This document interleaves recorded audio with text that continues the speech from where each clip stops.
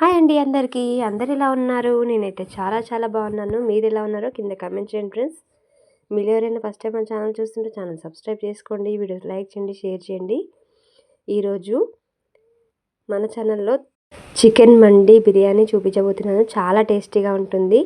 మనం ఈ బిర్యానీ తినాలంటే బయట రెస్టారెంట్లో తింటాం కదా, అలా కాకుండా ఇంట్లోనే ఈజీగా చేసేసుకునేలాగా ఎలా చేయాలో చూపిస్తున్నాను, చూసేయండి. ముందుగా మనం బియ్యాన్ని కడిగి పెట్టేసుకోవాలి.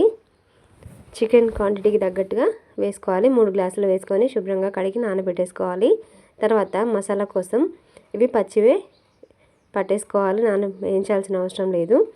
ఒక 2 టేబుల్ స్పూన్లు ధనియాలు, జాపత్రి వేసుకోవాలి, స్టార్ అనేసి వేసుకోవాలి. ఇది బండపువ్వు అంటారు కదా, అది వేసుకోవాలి. తర్వాత కొన్ని లవంగాలు, కొంచెం దాల్చిన చెక్క ముక్క, తర్వాత ఇలాచి, కొంచెం కస్తూరి మేతి వేసుకోవాలి, కొంచెం సాజీరా. ఇవన్నీ వేసుకొని కొంచెం బగారాకు ఉంటుంది కదా, అది కూడా ఇలా చుంచి వేసేసుకొని మిక్సీ పట్టేసుకోవాలి మెత్తగా. వీటిని వేయించాల్సిన అవసరం కూడా లేదు.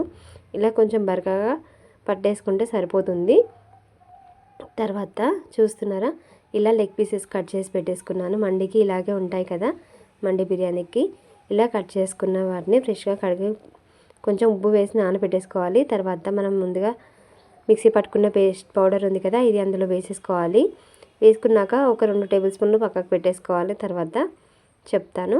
వీటిని కలిపేసుకోవడమే. దీంట్లోకి స్పైసెస్ యాడ్ చేయాలి. ఉప్పు, కారం రుచికి తగినంత వేసుకోవాలి. ఉప్పు 1 టేబుల్ స్పూన్ ఉప్పు, 1 టేబుల్ స్పూన్ కారం వేసుకోవాలి. తర్వాత కొంచెమే పసుపు వేసుకోవాలి. తర్వాత కొంచెం గరం మసాలా వేసుకోవాలి. ఇవన్నీ వేసుకున్న తర్వాత కొంచెం నిమ్మరసం కూడా పిండుకోవాలి. 1/2 చెక్క అయితే సరిపోతుంది.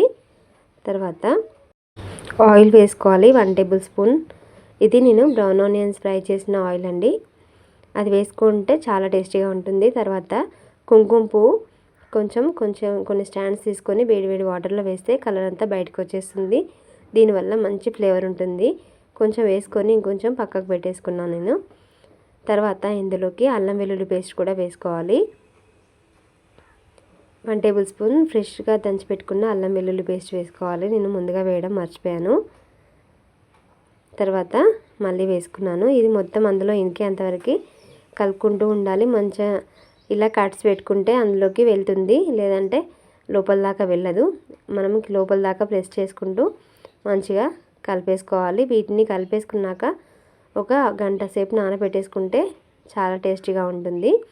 లోపల దాకా మసాలాలు అన్నీ వెళ్తాయి కదా, మనం ఫ్రిడ్జ్లో పెట్టాల్సిన అవసరం కూడా లేదు, బయటనే పెట్టేసుకుంటే సరిపోతుంది. ఇందులో మనం కుంకుమ పువ్వు వేసాం కదా, దానివల్ల మంచి ఫ్లేవర్ వస్తుంది. కలర్ కూడా చక్కగా వస్తుంది, మంచి కలర్ వస్తుంది. మనకి ఎలాంటి ఫుడ్ కలర్స్ వేయాల్సిన అవసరం లేదు. బయట మాత్రం రెస్టారెంట్లో ఫుడ్ కలర్స్ యూస్ చేస్తారు కదా, ఇందులో మనకి ఎలాంటి ఫుడ్ కలర్ యూస్ చేయము, అయినా కూడా మంచి కలర్ వస్తుంది. టేస్ట్ కూడా చాలా బాగుంటుంది. ఇలా కలిపి పెట్టుకొని ఒక గంట సేపు నానబెట్టేసుకోవాలి. నానబెట్టిన తర్వాత అది ఉడికించుకోవడానికి ఇలా వాటర్ వేసుకోవాలి. మనం రైస్కి ఎంత క్వాంటిటీ సరిపోతాయో అన్ని వాటర్ వేసుకోవాలి. కొంచెం తక్కువైనా మనం వాటర్ అయినా వేసుకోవచ్చు. ఇలా కింద వాటర్ వేసేసుకొని పైన ఇలా చిల్లుల గిన్నె పెట్టేసుకొని దాని మీద మనం ముందుగా మ్యాగ్నేట్ చేసుకున్న లెగ్ పీసెస్ ఉన్నాయి కదా, ఇవి అందులో పెట్టేసుకొని ఉడికించుకోవాలి ఆవిరి మీద. ఇలా మనం కింద వాటర్ వేయడం వల్ల ఈ వాటర్కి ఫ్లేవర్ అంతా వచ్చేస్తుంది. ఆ వాటర్ మనం రైస్ కుక్ చేసుకునేటప్పుడు యూజ్ చేసుకోవాలి. ఇలా పెట్టేసుకొని ఒక 20 మినిట్స్ కుక్ చేసుకోవాలి చిన్న మంట మీద. హై ఫ్లేమ్లో మాత్రం పెట్టద్దు. చూస్తున్నారు కదా, ఒక 20 నిమిషాల తర్వాత చూపిస్తున్నాను. చక్కగా ఉడికిపోయాయి. దీన్ని ఒక ప్లేట్లోకి తీసేసుకోవాలి. ఇవన్నీ తీసుకున్న తర్వాత మన కింద వాటర్ ఉంటాయి కదా, వీటితోటి మనం రైస్ అనేది కుక్ చేసుకోవాలి. వాటిని ఎన్ని వచ్చాయో కొలత మనం కొలుచుకొని పెట్టేసుకోవాలి. ఎందుకంటే మనం బియ్యం కడిగి నానబెట్టుకున్నాం కదా, ఆ వాటర్కి తగ్గట్టుగా వేసుకోవడానికి. తర్వాత ఇవి ఫ్రై చేసుకోవడానికి స్టవ్ మీద ప్యాన్ పెట్టేసుకొని ఇలా కొంచెం ఆయిల్ వేసుకోవాలి. ఎక్కువ ఆయిల్ కూడా పట్టదు. నేను చూస్తున్నారా, ఆ గంటతోటి 2 గంటలు వేసుకున్నాను. ఇది కూడా బ్రౌన్ ఆనియన్స్ ఫ్రై చేసిన ఆయిలే వేసుకోవాలి. తర్వాత మనం తీసి పెట్టుకున్న లెగ్ పీసెస్ అందులో వేసుకొని ఫ్రై చేసుకోవాలి. మూత పెట్టేసుకొని చిన్న మంట మీద ఒక 10 నిమిషాలు కుక్ చేసుకుంటే సరిపోతుంది.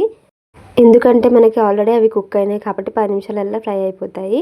అవి ఫ్రై అయ్యే వరకు మనం ఇంకో స్టవ్ మీద గిన్నె పెట్టేసుకొని అందులోకి ఆయిల్ వేసుకోవాలి.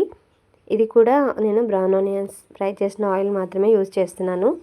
ఈ ఆయిల్ వేయడం వల్ల చాలా టేస్టీగా ఉంటుంది కర్రీ అనేది, రైస్ అనేది.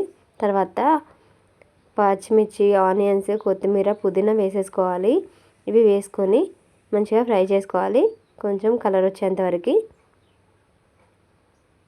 ఇవి ఫ్రై అయిన తర్వాత మనం ముందుగా గ్రైండ్ చేసుకున్న పౌడర్ ఉంచుకున్నాం కదా ఫ్రై చేసుకోవడానికి, అది ఇందులో వేసేసుకొని అది కూడా ఫ్రై చేసుకోవాలి ఆయిల్లో. చూస్తున్నారా, నేను చెప్పాను కదా ముందుగానే కొంచెం 2 టేబుల్ స్పూన్ పక్కకు పెట్టుకున్నానని, అది ఇప్పుడు వేసుకోవాలి. తర్వాత కొంచెం పసుపు వేసుకున్నాను. తర్వాత కారం వేసుకోవాలి, 1 టేబుల్ స్పూన్ కారం, కొంచెం ఉప్పు వేసుకోవాలి. మనం ఆల్రెడీ పీసెస్కి పట్టించాం కాబట్టి ఇందులో కొంచెం వేసుకుంటే సరిపోతుంది. తర్వాత కొంచెం గరం మసాలా, కొంచెం అల్లం వెల్లుల్లి పేస్ట్ వేసుకోవాలి. మనం నాన్ వెజ్ రెసిపీస్ చేసేటప్పుడు అల్లం వెల్లుల్లి పేస్ట్ ఫ్రెష్ది వేస్తే చాలా టేస్టీగా ఉంటుంది. చూస్తున్నారా, ఇవి మొత్తం మంచిగా ఫ్రై చేసుకోవాలి. తర్వాత మనం ముందుగా వాటర్ తీసి పెట్టేసుకున్నాం కదా, అది కొలత మనం ఎన్ని గ్లాసెస్ రైస్ వేసామో దానికి తగ్గట్టుగా వాటర్ అనేది ఇందులో వేసేసుకోవాలి. చూస్తున్నారా, నాకు మరి వేరే వాటర్ వేయాల్సిన అవసరం లేదు, కరెక్ట్గా వచ్చింది నేను వేసిన రైస్కి. అవి అందులో వేసేసుకొని అవి మసలేంతవరకు ఇవి ఫ్రై అవుతూ ఉంటాయి. చూస్తున్నారా, మంచి కలర్ వచ్చాయి. ఇలా కలర్ వచ్చిన తర్వాత తీసుకొని పక్కకు పెట్టేసుకోవడమే. అర్థమవుతుంది కదా మీకు, కలర్ అనేది ఇలా వస్తే సరిపోతుంది. ఇలా వచ్చిన వాటిని తీసుకొని మనం పక్కన ప్లేట్లో పెట్టేసుకోవాలి. నేను 4 పీసెస్ని వేయించుకొని పక్కకు తీసేసుకున్నాను. చాలా జాగ్రత్తగా తీసుకోవాలండి, ఎక్కువ ఆయిల్ కూడా పట్టదు. చూస్తున్నారా, న్యాచురల్గా కలర్ ఎంత బాగా వచ్చిందో. మనకి బయట మాత్రం ఫుడ్ కలర్స్ యూస్ చేస్తూ ఉంటారు, అలా బయట తినడం అంత మంచిది కాదు కదా, ఇంట్లోనే మంచిగా టేస్టీగా చేసుకోవచ్చు. ఇవి ఫ్రై అయ్యేంతవరకు రైస్ అనేది ఉడుకుతూ ఉంటాయి. ఇవి ఉడికిన తర్వాత మనం నానబెట్టుకున్న రైస్ ఉన్నాయి కదా ఇందులో వేసేసుకోవడమే. మీకు టేస్ట్ ఒకసారి చెక్ చేసుకోండి. వాటర్ అనేది కొంచెం చప్పగా ఉంటే ఉప్పు వేసేసుకొని తర్వాత రైస్ వేసేసుకోవాలి. రైస్ వేసుకున్నాక ఒకసారి కలిపేసుకొని మూత పెట్టేసుకొని ఉడికించుకోవాలి. ఒక 10 నిమిషాలు అయితే ఉడికిపోతుంది. ఇవి ఉడికేంతవరకు నేను మళ్ళీ సెకండ్ బ్యాచ్ కూడా వేసాను. ఫస్ట్ 2 ఫ్రై చేసుకున్నాను, తర్వాత ఇంకా 2 పీసెస్ కూడా వేసుకొని ఫ్రై చేసుకున్నాను. ఎంత కలర్ఫుల్గా ఉన్నాయో చూస్తున్నారా, చక్కగా ఉడికిపోయాయి కదా. వీటిని ఒక ప్లేట్లోకి తీసేసుకోవడమే. ఆ లోపు మనకి రైస్ అనేది పర్ఫెక్ట్గా కుక్ అవుతుంది. కొంచెంగా వాటర్ ఉన్నప్పుడు మళ్ళీ ఒకసారి కలిపేసుకోవాలి, ఎందుకంటే మనం వేసుకున్న కొత్తిమీర, పుదీనా అవన్నీ పైకి వచ్చేస్తాయి కదా. మళ్ళీ ఒకసారి కలిపేసుకొని మనం నేను ముందుగానే బాదం, జీడిపప్పు ఫ్రై చేసుకున్నాను. ఇవి నెయ్యిలో ఫ్రై చేసుకుంటే చాలా బాగుంటాయి. ఇవి వేసుకుంటే చాలా టేస్టీగా ఉంటాయి, ఖచ్చితంగా వేసుకోండి. ఇవి వేసుకున్నాక కొత్తిమీర వేసుకోవాలి. తర్వాత మనం ముందుగా ఫ్రై చేసుకున్న పీసెస్ ఉన్నాయి కదా, ఇవి కూడా దాంట్లోకి మొత్తం అంతా పర్చేసుకోవాలి నీట్గా. చూస్తున్నారా, ఇలా అన్నీ లైన్గా పెట్టేసుకోవడమే. మీకు ఇలాంటి రెసిపీస్ చేసేటప్పుడు కొంచెం పెద్ద గిన్నె పెట్టేసుకుంటేనే బాగుంటుంది, అప్పుడైతేనే అన్నీ ఈవెన్గా పడతాయి కదా. చూస్తున్నారా, ఇలా అన్నీ పెట్టేసుకొని మధ్యలో ఒక బౌల్ పెట్టేసుకొని అందులో బొగ్గు ఉంటుంది కదా, అది హీట్ చేసుకొని వేసుకోవాలి. తర్వాత అందులో నెయ్యి వేసుకోవాలి. 1 టేబుల్ స్పూన్ నెయ్యి వేసుకుంటే దాని ఫ్లేవర్ మొత్తం అందులోకి పడుతుంది. అప్పుడు ముక్కలు అనేది తందూరి ఫ్లేవర్ లాగా చాలా టేస్టీగా ఉంటాయి. ఇలా వేసేసుకొని అవి హీట్ అంతా పోయిన తర్వాత తీసేసుకోవడమే. మళ్ళీ నేను ముందుగా కుంకుమ పువ్వు వాటర్ కొంచెం ఉంచుకున్నానని చెప్పాను కదా, ఇవి అందులోకి వేసేసుకోవాలి. దానివల్ల మంచి ఫ్లేవర్ ఉంటుంది, టేస్ట్ కూడా చాలా బాగుంటుంది. అంతేనండి, రెడీ అయిపోయింది. స్టవ్ ఆఫ్ చేసేసుకోవడమే 5 మినిట్స్ అయిన తర్వాత. మీకు అర్థమవుతుంది కదా, చూస్తుంటేనే అన్నం ఎంత పొడి పొడిలాడుతూ వచ్చింది కదా. ఇప్పుడు వేడివేడిగా సర్వ్ చేసేసుకోవడమే. చూస్తున్నారా, రైస్ ఎంత కలర్ఫుల్గా ఉందో. టేస్ట్ కూడా చాలా బాగుంటుందండి, అచ్చం బయట తినేదానికంటే ఇంకా టేస్టీగా ఉంటుంది. బయట ఎక్కువ కాస్ట్ పెట్టి చేసుకుంటారు, ఇంట్లోనే మనం ఈజీగా చేసేసుకోవచ్చు. చూస్తున్నారా, ఎలాంటి ఆర్టిఫిషియల్ కలర్స్ లేకుండా ఈజీగా చేసేసుకోవచ్చు. చూస్తుంటే ఎంత బాగుంది కదా, ఊరిపోతుంది కదా. తింటే కూడా అంత అద్భుతంగా ఉంది, చాలా చాలా టేస్టీగా ఉంది.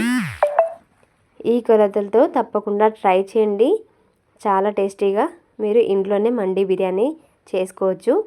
చూస్తుంటే అర్థమవుతుంది కదా. ఒక్కసారి చుంచి చూపిస్తున్నాను చూడండి ఎంత బాగా కుక్ అయిందో. ఇలా టేస్ట్ చేస్తే అద్భుతంగా అయితే ఉందండి. తప్పకుండా మీరు ట్రై చేయండి. ఎలా వచ్చిందో కామెంట్ చేసి చెప్పండి. Thanks for watching. Bye bye.